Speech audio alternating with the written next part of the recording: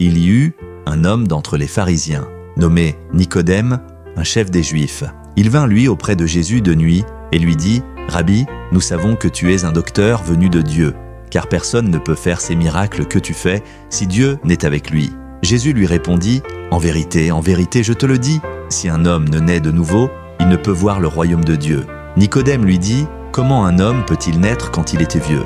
Peut-il rentrer dans le sein de sa mère et naître ?» Jésus répondit « en vérité, je te le dis, si un homme ne naît d'eau et d'esprit, il ne peut entrer dans le royaume de Dieu.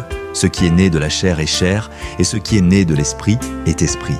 Ne t'étonne pas que je t'ai dit, il faut que vous naissiez de nouveau. Le vent souffle où il veut, et tu en entends le bruit. Mais tu ne sais d'où il vient, ni où il va.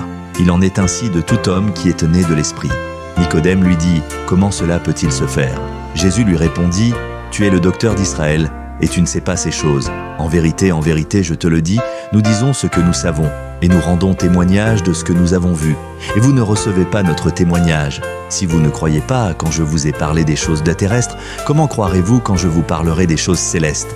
Personne n'est monté au ciel, si ce n'est celui qui est descendu du ciel, le Fils de l'homme qui est dans le ciel. Et comme Moïse éleva le serpent dans le désert, il faut de même que le Fils de l'homme soit élevé, afin que quiconque croit en lui ait la vie éternelle. Car Dieu a tant aimé le monde qu'il a donné son Fils unique, afin que quiconque croit en lui ne périsse point, mais qu'il ait la vie éternelle.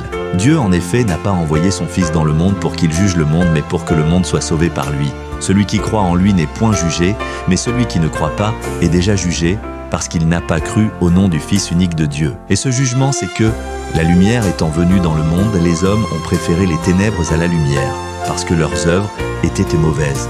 Car quiconque fait le mal est la lumière et ne vient point à la lumière, de peur que ses œuvres ne soient dévoilées.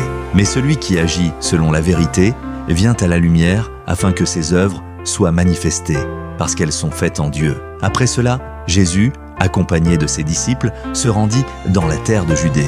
Et là il demeurait avec eux, et il baptisait. Jean aussi baptisait à Hénon, près de Salim, parce qu'il y avait là beaucoup d'eau. Et on y venait pour être baptisé, car Jean n'avait pas encore été mis en prison.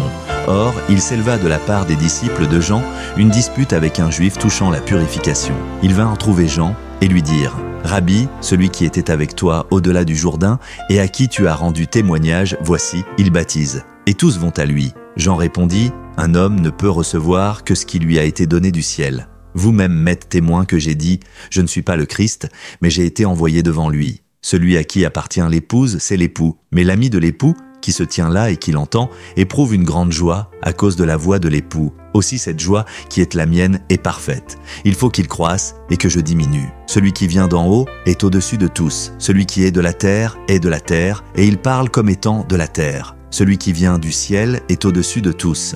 Il rend témoignage de ce qu'il a vu et entendu, et personne ne reçoit son témoignage. Celui qui a reçu son témoignage a certifié que Dieu est vrai. Car celui que Dieu a envoyé dit les paroles de Dieu, parce que Dieu ne lui donne pas l'esprit avec mesure. Le Père aime le Fils, et il a remis toutes choses entre ses mains.